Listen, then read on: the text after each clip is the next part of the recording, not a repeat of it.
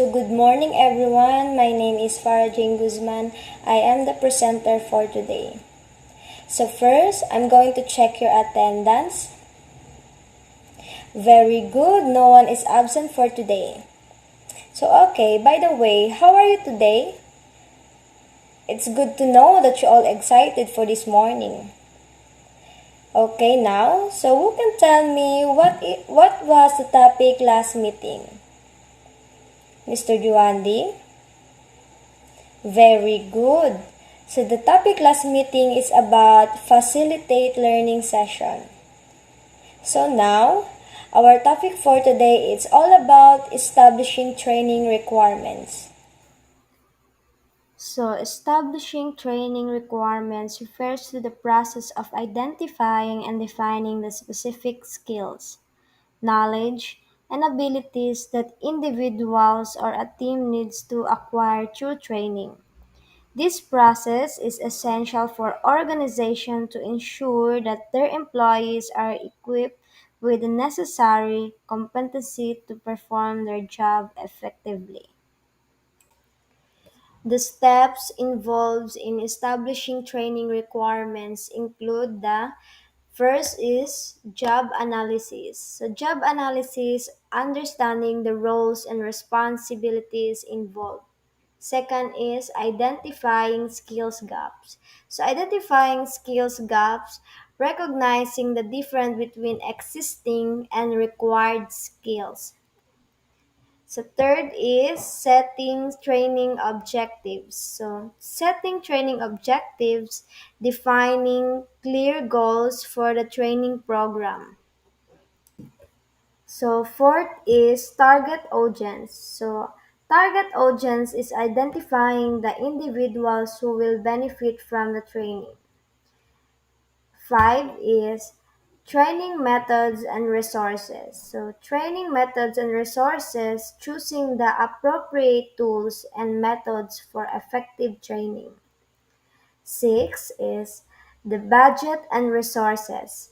So the budget and resources, allocating finances and necessary resources for the training program.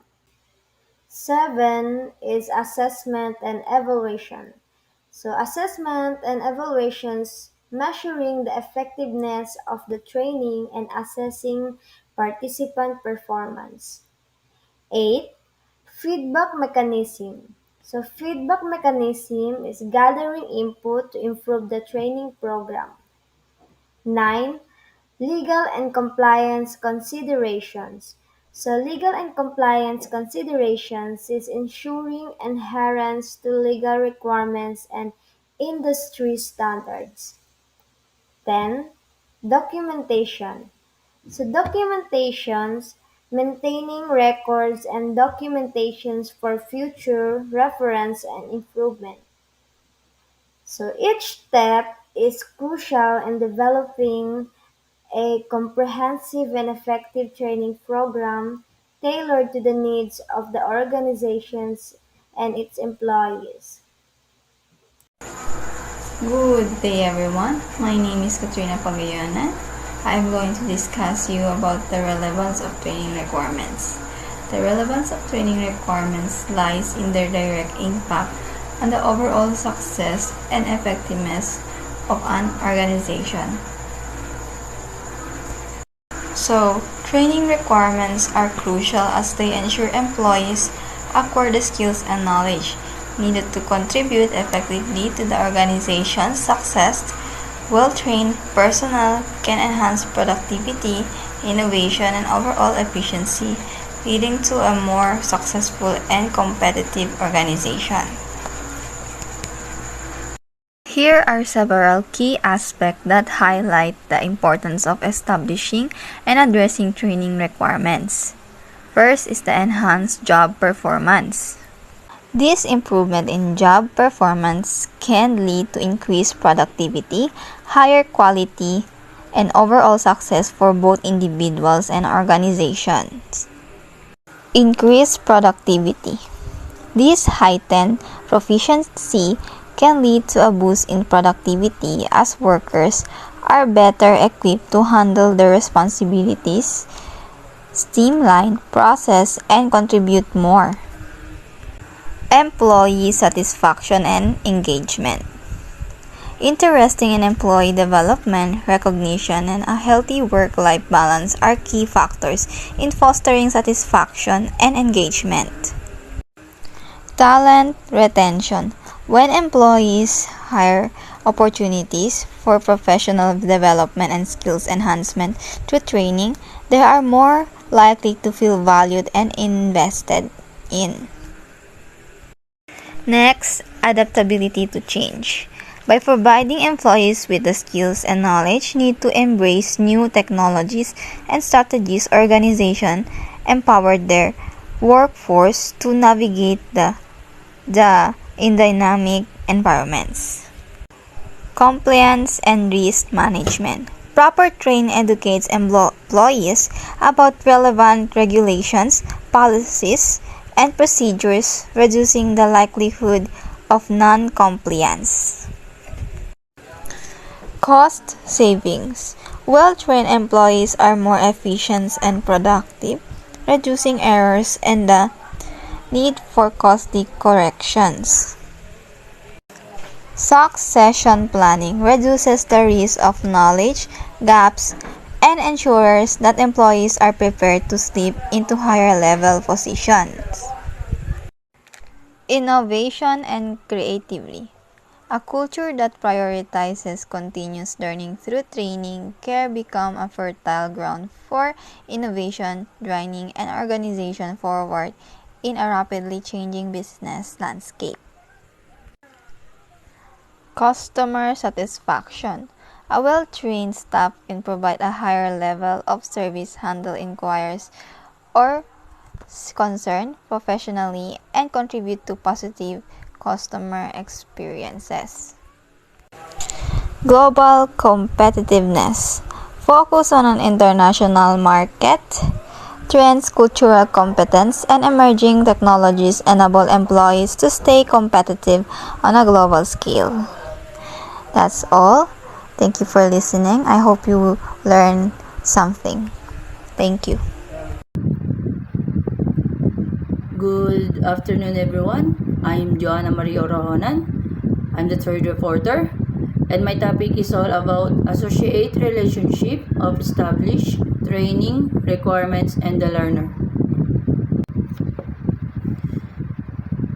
The association between established training requirements and the learner is critical in ensuring the training program effectively meet the needs of individual within an organization.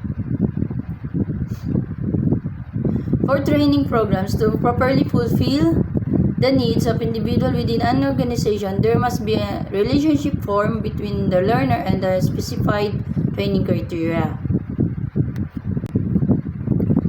Here are several aspects of the relationship. First, customized learning path. Second, relevance to job roles, engagement and motivation, addressing individual learning styles, continuous learning and development, feedback and reflection, career advancement opportunities, self-directed learning, performance improvement, and job satisfaction. Customized learning path. Established training requirements help in creating customized learning path for individual learners by identifying specific skills and knowledge gaps. Training programs can be tailored to address the unique needs of each learner, maximizing the relevance and impact of the training.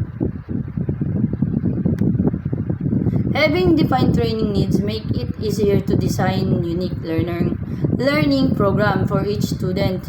Training programs can be customized to meet the specific needs of each student by identifying specific skills and knowledge gaps.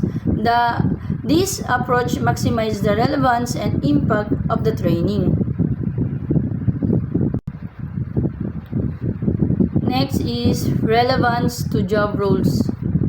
Training requirements are directly linked to the skills and competencies required for specific job roles. This association ensures that learners receive training that is directly applicable to their current responsibilities and future career aspirations, making the learner's experience more meaningful.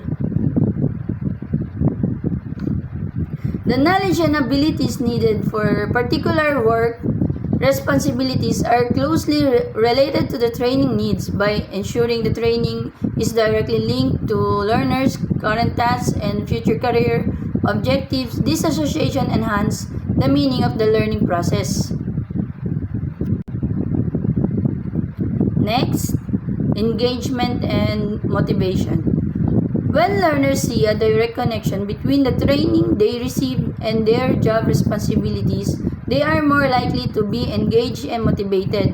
Understanding how the training aligns with their professional development and contributes to their success enhances the learner's commitment to the training process. Learners are more likely to be motivated and engaged when they perceive a clear link between the training and they get their job obligations. The learner's commitment to the training process is increased when they see how the training supports their achievement and advances their professional growth. Next is addressing individual learning styles. Training requirements take into account the diverse learning styles and preference of individuals, whether through hands-on experiences, online modules, mentorship, or other methods. The association between training requirements and the learner ensures that the training is delivered in a way that is effective and engaging for each individual.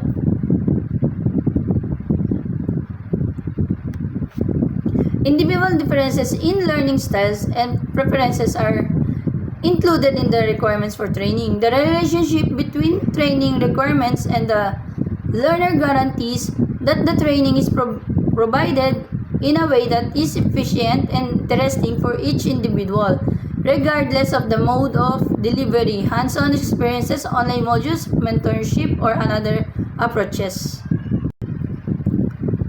Next is continuous learning and development. The identification of training requirements set the foundation for continuous learning and development.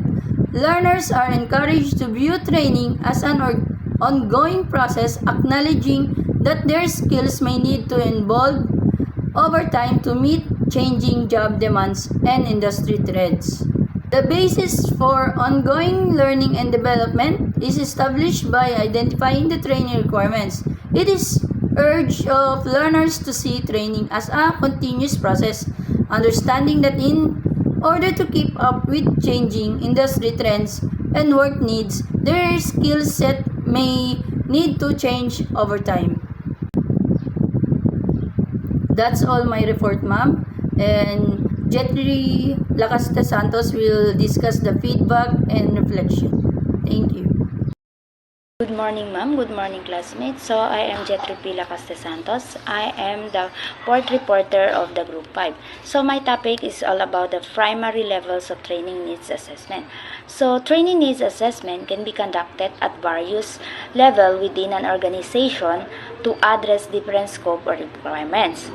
The three primary levels of training needs assessment are the organizational level need assessment, job department level needs assessment, individual level needs assessment. So, organizational level needs assessment at the highest level on organizational level needs assessment focuses on the overall performances and effectiveness of the entire organization. It involves examining the strategic goals, mission, vision of the organizational to identify the competencies and capabilities needed to achieve success. So, the key aspect of organizational level needs assessment includes the strategic alignment, which is ensuring that the training needs align with the overall strategic objectives of the organization. The second one is the cultural assessment. Understand the organizational culture and how it may impact training and development initiatives. The third one is the resource assessment. So it evaluating the availability of resources, including budget, technology, and personnel for supporting training programs. The second one is the job or department level needs assessment. So this level of needs assessment is more focused on specific job roles, departments, or units within the organization. It involves analyzing the skills and knowledge required for employees to excel in their particular roles. So the key consideration for job or department level need assessment include: one is the task analysis. So in task analysis, it identifying the key tasks and responsibilities associated with each job role. So the second one is the skill gaps. So determining the gaps between the current skills of employees and the skills needed to perform their job effectively. So the third one is the team dynamic. Assessing how team interaction and collaboration contribute to job performance. And the third level of assessment is the individual level needs assessment. So in individual level needs assessment, zoom in on the skills and development on the skills and needs of individual employees. It considers the unique requirements and aspiration of each employee, allowing for personalized development plans. Key elements of individual levels needs assessment include: the first one is performance appraisals. Reviewing individual performance appraisal to identify strength and areas for improvement. Career in aspiration. So, understanding the career goals and aspiration of employees to tailor training to their specific needs. And the last one is the self-assessment, allowing employees to self-assess their skills and competencies and express their preference for training. So each level of needs assessment contributes to a comprehensive understanding of the training requirements within an organization. The finding from this assessment guides the development of training programs that are aligned with organizational goals, departmental needs, and individual growth objectives. By addressing training needs at the multiple levels, organization can create strategic and targeted approach to employee development, leading to improved overall performance and achievement of organizational objectives. That's all about my report, and the next reporter is Mr. Dennis Castillo. So, good day everyone. I'm Dennis N. Castillo, and I will discuss the training needs assessment.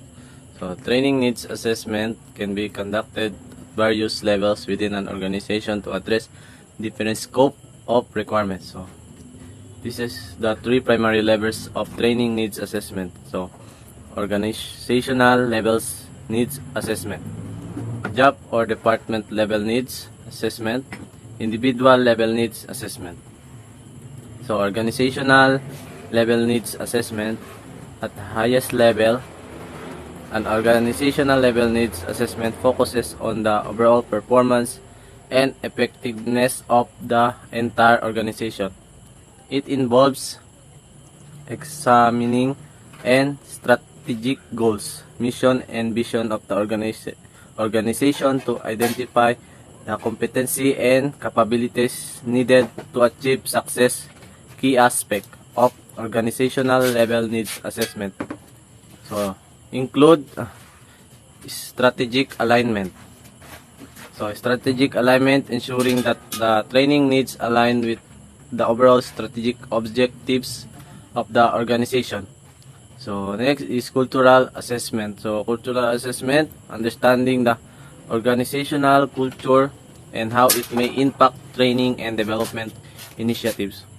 So, resources assessment. So, resources assessment evaluating the ability of resources including budget, technology, and personnel for supporting training programs. So, job of department level needs assessment.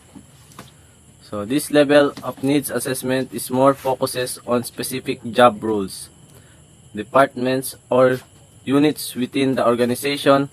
It involves analyzing the skills and knowledge required for employees to excel their particular roles. Key consideration for job or department level needs assessment include task analysis. So identifying the key tasks and responsibilities associated with each job role. So skill gaps, so determine the gaps between the current skills of employees and the skills needed to perform their jobs effectively. So team dynamics, so assessing how team interaction and collaboration contribute to the job performance. So individual levels needs assessment, so individual level needs assessments zooms in on the skills and develop needs of individual employees. It considers the unique each employee, allowing for personal development plans. Key elements of individual levels needs assessment include performance appraisals, career aspiration, and self-assessment. So, performance appraisal, reviewing individual performance appraisals to identify strengths and areas for improvement.